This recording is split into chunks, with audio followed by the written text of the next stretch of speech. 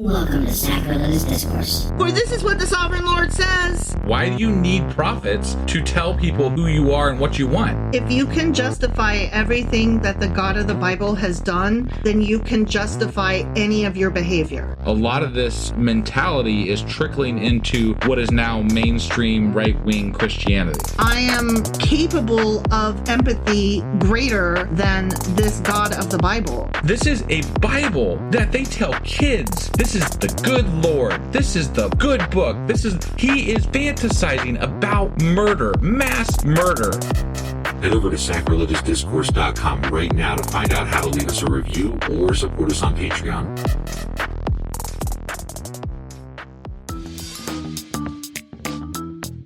Hey there, sinners and saints. It's your favorite Bible-bashing duo from Sacrilegious Discourse, and we need your help. That's right, folks. We're raising funds for some heavenly equipment and a studio that doesn't sound like it's in the depths of hell. Our current setup, let's just say it's more apocalypse than audiophile. So if you want to hear us dissect the Bible without the background noise of demonic squirrels, chip in a few bucks. We're aiming for $5,000 to upgrade our audio and build a studio worthy of blasphemous banter. Donate today and help us spread the good word of atheism. You can find a link right on our homepage, sacrilegiousdiscourse.com. Every dollar counts. Even if it's from your collection plate.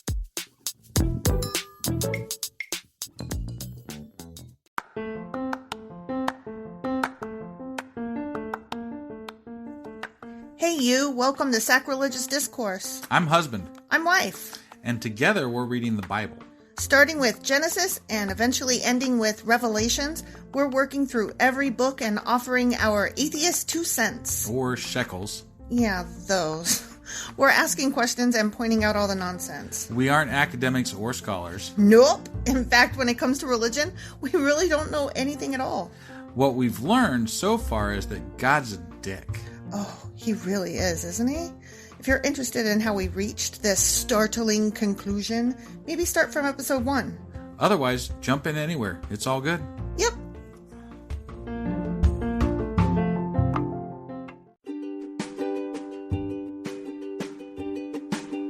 Hey wife, did you know that Anchor is sponsoring our show? Really? Don't we use Anchor to distribute our podcast on Spotify and Apple Podcasts? Yeah, and we are on just about every other platform available as well, thanks to them. Why do we use Anchor as our podcasting service? Well, they make editing and distributing our show a breeze. What if one of our listeners wants to start their own podcast? Then they should head over to anchor.fm or download the app to get started. Awesome! You guys should go do that right now!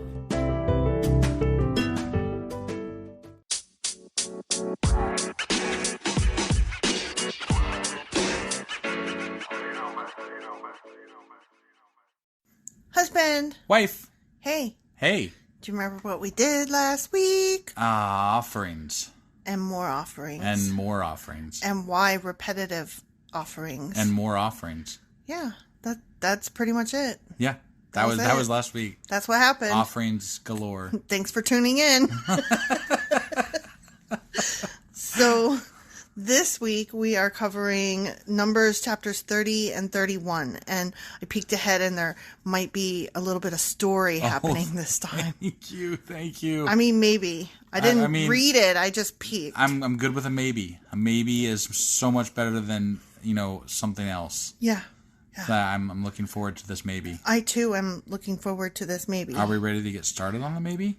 I mean, I pulled it up. Are you ready to read it? Let's read it, maybe. Let's go, maybe.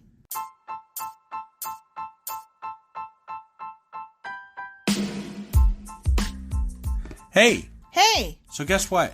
What? We have a new subscriber to Patreon. Although, it's not really new, but it's kind of new.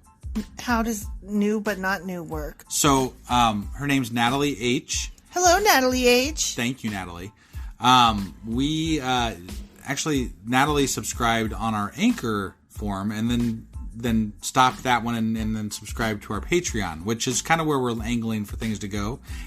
She moved. And she upped her subscription for more. So, what? It was better than what we had before with the Anchor thing. So, thank you so much, Natalie. Natalie, you're the best. And on that note, just so everybody else knows, we do have a Patreon out there that you can subscribe to and help us out with our podcast. We like Natalie. She is just awesome. Natalie is awesome. We love her. But it's patreon.com/sacrilegious discourse.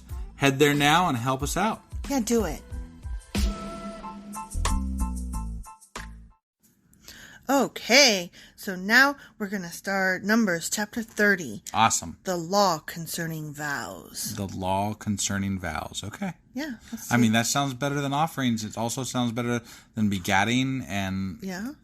Yeah. So, I mean, at least those two things, it's better than... Yeah, it can't be as bad as... also building the ark. God, that was Jesus awful. Christ. I hope they never go back to that. Or remember when we had to hear about all of the different laws regarding, like, the style of dress and all of the tabernacle stuff? Fucking horrible. Fucking horrible. All right. Okay, let's do this. Yeah. Then Moses summoned the leaders of the tribes of Israel and told them, "This is what the Lord has commanded. A man who makes a vow to the Lord or makes a pledge under oath must never break it. He must do exactly what he said he would do." But God can break his, right? Well, yeah. Okay. I'm God just is clarifying. Just want to make sure. Yeah. Because, And that's why you're supposed to put your hand on the Bible, because if you swear on the Bible, you're swearing to God, and if you don't follow through, then you did a bad. Right. So that's where the swearing on the Bible comes from, probably? Probably. At least one you're of the things. Pledging under oath. You're making a vow to the Lord. Right. So don't break that shit. Yeah, okay. Okay. If a young woman makes a vow to the Lord or a pledge under oath while she is still living at her father's home, and her father hears of the vow or pledge and does not object to it, then all her vows and pledges will stand. Wait. your vow or pledge to God is dependent on whether your Daddy. male figure Your daddy. in the house says it's okay. Yeah. Do daddy like it? Then it's okay. So the dad has more of a say than God does here? When it comes to the women in the house? Well, it's not a real pledge to God if daddy says it's not. Daddy decides if it's... So what they're really saying is that women aren't real people. Yeah. Okay. I wanted to clarify that Yeah. because that's kind of what it seemed like to me there, is that they're not real people. I'm glad that you, a white man, are on board with explaining to me just to make sure. I just wanted to make sure. Yeah. Yeah. Now, do I need your permission? Fuck no. Okay. Just making sure. Would you even ask? No. I mean, no. No. Like that. You don't. No. If our children make a vow and you don't like it, does that matter? No. Because they can swear to God whatever the fuck they want, or not. Right. But, I mean, Our children, well, one of them is pretty atheist. I don't know about the other one. Right. Questionable. But if her father refuses to let her fulfill the vow or pledge on the day he hears of it, then all her vows and pledges will become invalid. So yeah, that backs up what you said. Yeah. Not a real human. Yeah, not a real human. The Lord will forgive her because her father would not let her fulfill them. It's okay. God understands. You're just a woman. You don't know, you stupid vagina-bearing individual. You and your uterus, silly brain. Right. Silly girl. Hell, yeah. Ugh, gross. Now, suppose a young woman makes a vow or binds herself with an impulsive pledge and later marries. If her husband learns of her vow or pledge and does not object on the day he hears of it, her vows and pledges will stand. But what do you think is going to happen if he doesn't approve of it? Then it doesn't stand. Because women don't know anything and they're just dunderheads. Right, but I'm just trying to think of an example of like what kind of vow would this mean? What if she's like, I promise I will cook you dinner on Thursday. Right. And then the husband's like, you are not going to cook anybody but me dinner on Thursday, bitch. Right. And then she's like, but I promised on God that I would go over to my friend's house and make them dinner. Well, you can break that fucking vow because I don't think it stands. Right. And God forgives you for making a dumb vow because you should have asked my you should have asked my permission first. You're just a woman. Yeah. Stupid bitch. I mean, basically that's what he's saying, right? You stupid bitch. I mean, that's what it sounds like to me. I hate this book. Yeah. But if her husband refuses to accept her vow or impulsive pledge on the day he hears of it, he nullifies her commitments and the Lord will forgive her. I like how if she makes a vow, it can't possibly be serious. It's impulsive. So if Adam had just told Eve not to eat that fucking apple, it would have been all okay. Yeah. Because, he was the man. No, forgive her. Yeah. Oh, Lord, she's just a dumb just bitch. Impulsive, She doesn't know. Yeah. Dumb bitches. Whatever. Bitches be bitches. Right. Yeah. But since she did eat the apple, it's all her fault, and she sucks, and women suck, and women are idiots. Yeah. It was... But, if Adam would have just spoke up. He did. He told her saying. not to eat it, so really she should be forgiven. I guess. But instead we all... But he ate it too. I know. Fucker. The whole thing is stupid. I hate this whole book. If, however, a woman is a widow or is divorced, she must fulfill all her vows and pledges. So then you get to be a real woman. Yeah. You're responsible for your own thoughts if there's no man in your life to make it better for you. Yeah, okay. You're on your own, bitch. Okay. But suppose a woman is married and living in her husband's home when she makes a vow or binds herself with a pledge. If her husband hears of it and does not object to it, her vow or pledge will stand. But if her husband refuses to accept it on the day he hears of it, her vow or pledge will be nullified and the Lord will forgive her. So, her husband may either confirm or nullify any vows or pledges she makes to deny herself. I see. But if he does not object on the day he hears of it, then he is agreeing to all her vows and pledges. If he waits more than a day and then tries to nullify a vow or pledge, he will be punished for her guilt. So basically all you got to do is tell your husband the thing that you want to tell him and then knock him out for a day and you're good. Yeah, exactly. Okay. That's what I would do. Yeah, right? I'm no stupid head. That's what I would do. Not my fault. These are the regulations the Lord gave Moses concerning relationships between a man and his wife and between a father and a young daughter who still lives at home. The end. I just find it really disturbing that God had something to say about how women had nothing to say. Yeah. That's really fucked up. Women are stupid and bad and wrong and dumb. There's a whole chapter on how women don't mean anything, basically. Yeah, they need a man to tell you if the thing that came out of their mouth is valid or not. Yeah, that's dumb. That's despicable. Right. And how did the human race continue? How did we get this far? How is this still something that people listen to and abide by? But you know what, though? I mean, I hear it reiterated even still today. Like, I mean, even your parents, like, the woman is lesser. Yeah. And I'm like, oh my God. It's disgusting. This is just fucked up. Yeah. Yeah. All right. Well, that was that chapter. So you ready to We move killed on that. Yeah. You ready to move on to the next chapter? How? Yes. Right, let's do it.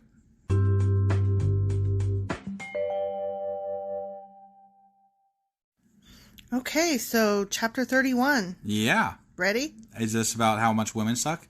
I don't know. It's about how Israel takes vengeance on Midian. I think we're done talking about women. They move on weirdly. Like so we went from like offerings to women suck to now we're going to take vengeance on some group of people. Yeah, I don't think that this is like a story that progresses correctly. It's just a bunch of this is a thing. It's like they had a bunch of scrolls and they're like, throw that one there, this one here, and I don't know, just stick that one over in that place. I think it's worse than that. I think that they had a bunch of scrolls, they threw them into a pile on the table, and they just grabbed one. Well, they at least sorted them into like, the big sections, the Exodus and the Leviticus and the Numbers and shit. Maybe. Because there's some consistency in each chapter of some type. Sort of. Yes, I don't know. The whole thing just feels messy and stupid. Well, it definitely is. So I'm kind of blah about it. Quite honestly, I'm like, no credence, none. Okay. Then the Lord said to Moses, on behalf of the people of Israel, take revenge on the Midianites for leading them into idolatry. Oh. Okay. Wait, it was the Moabites that. So like there was the one Midianite woman that like the Midianites were.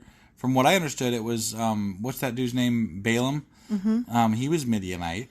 Mm-hmm. And then there was the Midianite woman that they speared in the tent that, one guy was doing something with. So they're like, go get him. But the big group was the Moabs, because that's who, whatever. The Moabites. Yeah. So, like, that's weird. I know. They're just like, okay, go get the Midianites. Go get them. Like, not the Moabites, but the Midianites. Maybe the Midianites were smaller and easier to... Probably, because they're, wimps and they want to, pick on somebody not their own size. Yeah. So, yeah.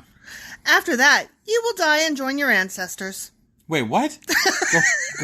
Go back and what was before that? On behalf of the people of Israel, take revenge on the Midianites for leading them into idolatry. After that, you will die and join your ancestors. Oh, he's talking to Moses. He's like, you're going to get revenge on these guys and then you're dead. Yeah. I'd be like, you know what? I got a party. I've got some other things I want to take care of, so I got a party at Chuck E. Cheese. Yeah, so, we're going to go do this over here. Yeah. Yeah. You guys do what you want. I'm out. Yeah. Yeah. I mean, all he has to do is be like, nah. I mean, God would probably still kill him. Right, but God's going to kill him anyway. Right. So right. let me ask you this. You're going to go fight people and die, or you're going to go not fight people and die? Right. Which one do you choose? I choose not fight people and die. You're fucked either way, so. So choose what you want to do. But he apparently really loves the Israelites. Like, he's worried about that, successor and everything, right? So. Whatever. Yeah. This whole thing is just sucks stupid. knowing you're going to die. Right? Like, and God's telling you, like, dude, you're dead. Yeah, you're dead. You're so fucking dead. I'd be like, so I am going to Disney. Right. Since I'm going to die anyway, I'm going out in style. Right, yeah. Or whatever. I don't know why I said Disney. I don't like Disney. Because why not, But I don't know. It's whatever. the thing that people do when they do stuff. Yeah. Or whatever, I guess. You know what? I don't want to go to Disney, though. I don't either. Quite honestly. Yeah. I really don't. I know. Okay. I just thought I'd put that out there since I accidentally put the other thing out there. Sure, yeah. No Disney for me. Okay. Right. So, Moses said to the people, choose some men and arm them to fight the Lord's war of revenge against Midian. From each tribe of Israel, send 1,000 men into battle. So, they chose 1,000 men from each tribe of Israel, a total of 12,000 men armed for battle. Then Moses sent them out, 1,000 men from each tribe, and Phinehas, son of Eleazar the priest, led them into battle. The guy who speared the woman and the guy. The guy who did the guy with the guy? Yeah. Yeah. They carried along the holy objects of the sanctuary and the trumpets for sounding the charge. Why? Because. Why do you... I never understood that. Like, it never made sense to me why there was somebody carrying a fucking flag in war. Yeah. I'm like, dude, just give him a goddamn gun or bow and arrow or something. Like, what the fuck's the flag for? I don't... Like, yeah, look, I can see who's going to kill me, but you know what? I'd rather that's the first have an guy extra would guy aim that's for. going to, be killing them. Like, dude. Like, if you saw a whole army and a guy in a flag, wouldn't the first thing that you shoot for be the guy with the flag? I mean, no, because he's fucking pointless. Like, that would be my first. I would be like, yeah, get their symbol bearer dead. Whatever. I mean, somebody else will pick it up, though, because that's the way they did things. Good. And shoot that guy, too. That's what I'm saying. It'll make them all scramble. It makes 5 people scramble for the flag while... Right. Yeah, I guess that is smart, kind of. Yeah, so... See? That makes sense.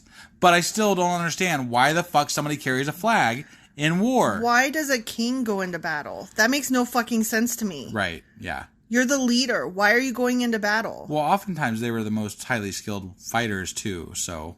Sometimes. Whatever. I mean, at least that's maybe. But not always. Not always. It's just, I don't know. There was a bunch of stupid shit for war back then. Okay, like, this not makes that there's me not think, stupid shit now. But, okay, even as early as, like, or as recent as Star Trek, the original series, like, fucking Captain Kirk and Spock and Bones, they went on every single mission. Yeah. Every single mission. But it's okay, only the red shirts die.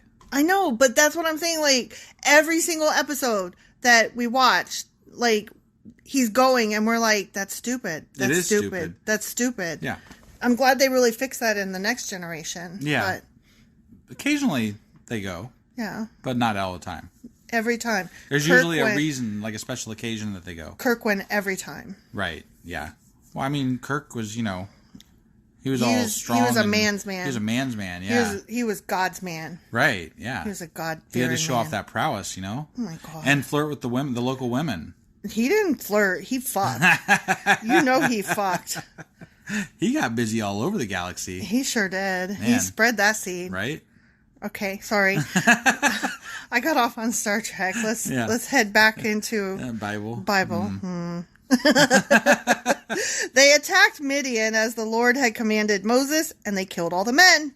All 5 of the Midianite kings, Evi, Rechem, Zur, Hur, and Reba died in the battle. Aw. They also killed Balaam, son of Beor, with the sword. They fucking killed Balaam. He blessed them. Whatever. What the fuck is that shit? Whatever. What the fuck is that shit? He did. I told you he was... What the... What in the hell is this shit? They just like to kill people. That's such a bunch of crap. Women are dumb. Men kill people. That's the Bible. Okay. All right. Fine. Fine? I guess. You good over there? Balaam talked to God, though. Well, but... So why did they kill Balaam? What the fuck did Balaam got told by God? I mean, you remember the talking ass and the fucking invisible angel and all the bullshit he went through for God? But we also did a Q&A about him, and he was not all totally altruistic. But, okay, I get that there's more to the story, maybe. But according to the Bible that we're reading... Yeah, that's true. He did nothing but what God told him. Yeah. Nothing. And then he went there to the Moabites, and he fucking blessed the Israelites and said, they're going to destroy you. But then what do? They turn around and they destroy the Midianites and fucking Balaam. Yeah. I'm a little bit incensed here because... It makes no fucking sense. It makes no fucking sense. Yeah. Why did this guy die? I don't know. It's stupid. Maybe, I got nothing. I got nothing either. It's fucking stupid. That's what it is. I know. I agree with you. I don't like this story. It's fucking trash.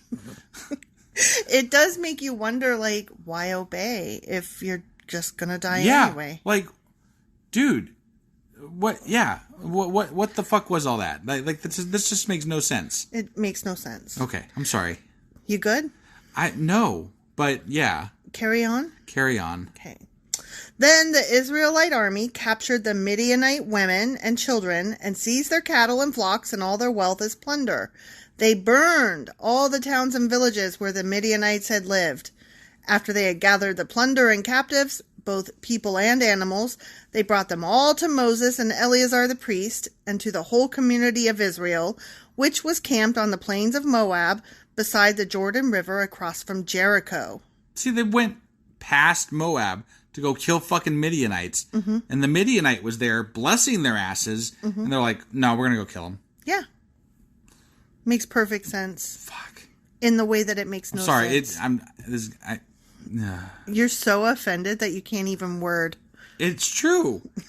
I think our listeners know at this point when my voice goes up a little bit, I'm a little bit offended. And I'm a little bit offended. I can tell. Because Balaam fucking blessed them. And, at this point, I'm just like, if somebody asked me to bless the fucking Israelites, I'd be like, go fuck yourselves. Yeah. Like, you guys can fuck right the fuck off. Yeah.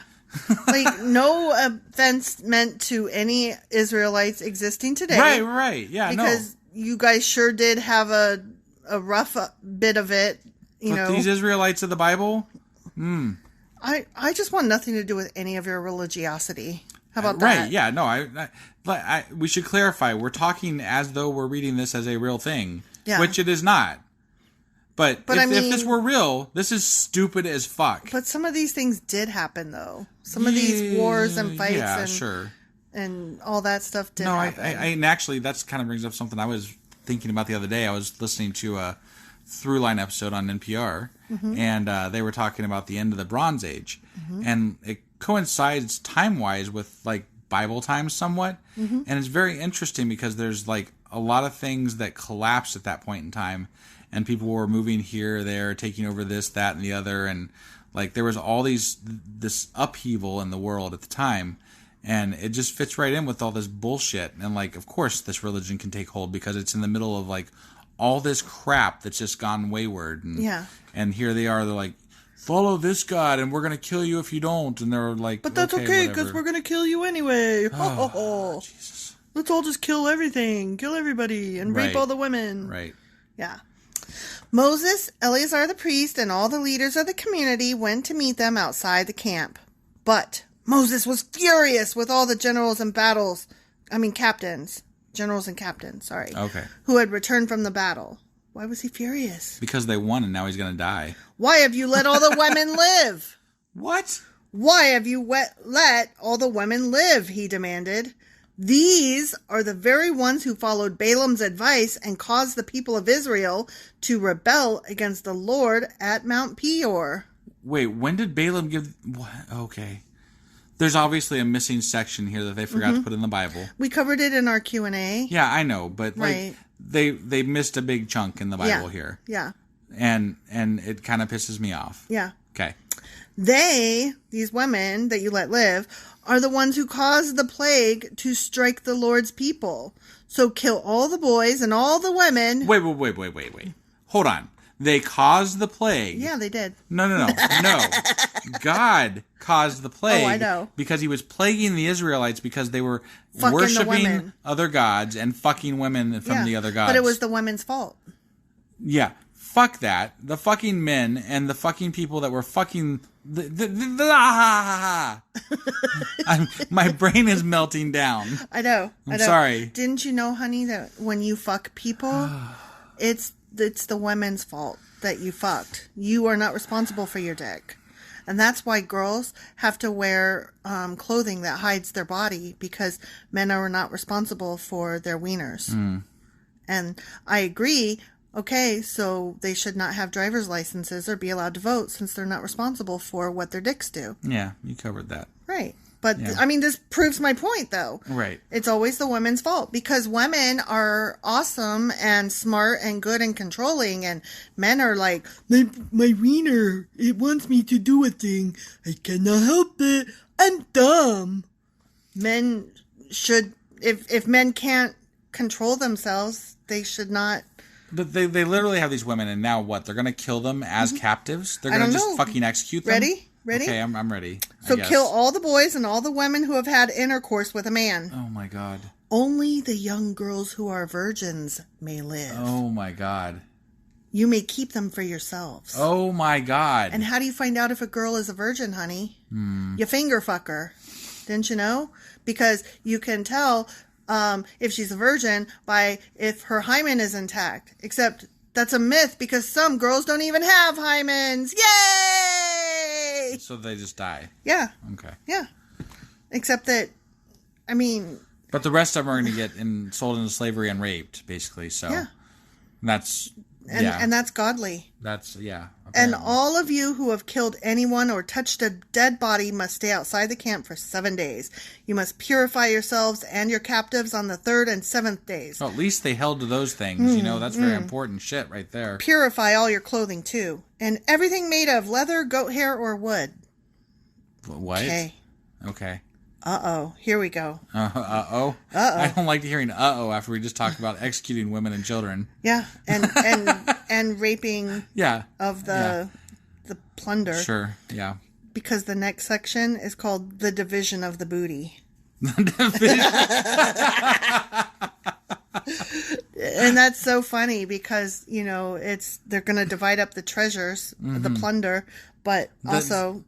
some of that treasure is booty. Yeah, right. Yeah, that's just the fact that there's a chapter in the Bible called the division of the booty. Yeah, that needs to be a band name or something. Division of the booty. Yeah, right. My booty done divided. Then Eleazar the priest said to the men who were in the battle, "The Lord has given Moses this legal requirement." Oh, I bet he did. Anything made of gold, silver, bronze, iron, tin, or lead, that is, all metals that do not burn, must be passed through fire in order to be made ceremonially pure. These metal objects must then be further purified with the water of purification. But everything that burns must be purified by the water alone. On the 7th day, you must wash your clothes and be purified. Then you may return to the camp. Okay. And the Lord said to Moses, "You and Eleazar the priest and the family leaders of each tribe are to make a list of all the plunder taken in the battle, including the people and animals." Because plunder. Yeah. It's great to plunder. Right. I like plunder. Yeah. Yeah. Then divide the plunder into 2 parts and give half to the men who fought the battle and half to the rest of the people. From the army's portion, first give the Lord his share of the plunder. 1 of every 500 of the prisoners and of the cattle, donkeys, sheep, and goats. Give this share of the army's half, to Eleazar the priest as an offering to the Lord. Right. Right. Eleazar, keep it in good... He'll keep it for you. Yeah. He's got it. Yeah. From the half that belongs to the people of Israel, take 1 of every 50 of the prisoners and of the cattle, donkeys, sheep, and goats, and other animals. Give this share to the Levites, who are in charge of maintaining the Lord's tabernacle. Okay. That's lucky. Yeah. Okay. So Moses and Eleazar the priest did as the Lord commanded Moses. We're just doing what God told us. Yeah, totally. Yeah. The plunder remaining from everything the fighting men had taken totaled 675,000 sheep and goats, 72,000 cattle, 61,000 donkeys, and 32,000 virgin girls. Oh my God. They cataloged them as plunder. As plunder. Yeah. Wow. Yeah, that really bothers me. Yeah. Like ownership of just whatever. Yeah. Fuck this book. Right. Half of the plunder was given to the fighting men. It totaled 337,500 sheep and goats, of which 675 were the Lord's share. 36,000 cattle, of which 72 were the Lord's share. There was only 12,000 fighters. That's a lot that they each got a lot of shit out of this. 30,500 donkeys, of which 61 were the Lord's share, and 16,000 virgin girls, of whom 32 were the Lord's share. You gotta figure 12,000, right? And probably some of them died. So let's just say there's like 8,000 left. Dude, that's like that's whatever. This is disturbing. It's disturbing. I just whatever. We're mathing. Yeah, no, I know. Where these poor children, these girls. Yeah. Better that they had been killed almost, I think. Yeah. You know? Oh, I'm sure it would be better. God. Moses gave all the Lord's share to Eleazar the priest, just as the Lord had directed him. Half of the plunder belonged to the people of Israel, and Moses separated it from the half belonging to the fighting men. It totaled 337,500 sheep and goats, 36,000 cattle, and 30,500 donkeys, and 16,000 virgin girls. From the half share given to the people, Moses took 1 of every 50 prisoners and animals and gave them to the Levites, who maintained the Lord's tabernacle. All this was done as the Lord had commanded Moses. Yeah. Yeah, the Lord, that wonderful guy who, condones rape and murder and slavery and stealing and... Sorry, go on. Yeah. Please continue. Yeah. The Lord can kiss my ass. Oh, totally. He can divide my booty. Yeah. Then all the generals and captains came to Moses and said, "We, your servants, have accounted for all the men who went out to battle under our command, but not one of us is missing. So we are presenting the items of gold we captured as an offering to the Lord from our share of the plunder. Armbands, bracelets, rings, earrings, and necklaces. This will purify our lives before the Lord and make us right with him." So Moses and Eleazar the priest received the gold from all the military commanders, all kinds of jewelry and crafted objects. In all, the gold that the generals and captains presented as a gift to the Lord weighed about 420 pounds. All the fighting men had taken some of the plunder for themselves. So Moses and Eleazar the priest accepted the gifts from the generals and captains and brought the gold to the tabernacle as a reminder to the Lord that the people of Israel belonged to him. The end. Okay. I lost my motivation to make fun of that there at the end because, there was just, that's a tragedy. That's a tragedy. And it's a tragedy caused by God. So, right. That is human suffering and execution and rape and just so many things wrong with that whole scenario. Yeah. And now, they didn't specifically say rape, but we all know that that's implied. That's what else? Why does it matter that they're virgin? Right. Virgin means they did not have sex, therefore they are clean and ready to have sex. Well, and more than that, the punishment for rape, if you're not married, is slim to none, especially if it's a slave. There is no punishment. There is no punishment, basically. Yeah. Other than maybe you're unclean. So. And then you go what? Take a shower outside your little tent community for a couple days, and you come back and you're fine. Yeah. You're fine. Just the lives these people had to live back then. It's just... No. The lives these people chose to live and then enforce upon other people. No, I was speaking more of the slaves that were enslaved. That's sorry. I didn't clarify. I should have. That's sorry to end on a somber note, but like that's shitty. That is shitty, and fuck the Bible. Yep. And fuck men, and fuck the Bible, and fuck God, and fuck the Bible. Right. Pretty much fuck all the things. We'll see you next week. Where will we going over? We will we'll have a Q&A on Tuesday. Oh, yeah. Q&A on Tuesday. And then numbers 32 and 33 on Thursday. Yep. And again, we've got our 100th episode coming up soon. But I don't think it's next. Not next week, but soon. And we're coming close to the end of numbers here too. Yeah. So you guys stay tuned. We'll have some bonus episodes coming up soon. Yep. All right. Thanks, guys. Yep. Bye.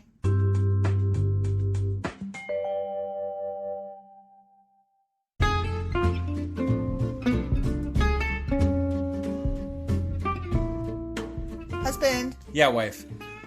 It's the end, so we should say all the things. We definitely should say all the things. What things should we say? So we want people to get a hold of us, and there's ways that they can do that.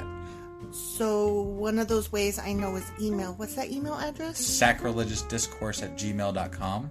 And they should do that by 5 Eastern on Sundays if they want their question to be included in our new Tuesday Q&A episodes every week. Yeah, I'm really looking forward to hearing from some of our fans, for sure. Yeah. They can also get a hold of us on social media. And we have Twitter, Instagram, Facebook, and Pinterest. Probably the easiest way would be through Twitter at sacrilegious_D. For D's nuts still. Yes, still. Still. I guess. Or dum-dum, or doo-doo. Yeah, wherever you want to go with that, I guess. Right. Okay. So we have all those things, and they should go there. Yeah, they should. Okay. And then, also, what else should they do? They should, review us on Apple Podcasts, because that really, really helps us out. And, if you are on any other podcasting app, just, hit a heart or a like thing or something. A thumbs up. Thumbs up. Nice. Whatever the hell it is, just do it, okay? Just do it. All right. I think that's all we got. Oh, you know what? I have one more thing. Oh, she's got one more thing. Thank you so much, guys, for listening and choosing us to spend your time with. We really appreciate you all, and you are definitely top shelf. Yeah, honestly, it makes us smile just about every day. Yep.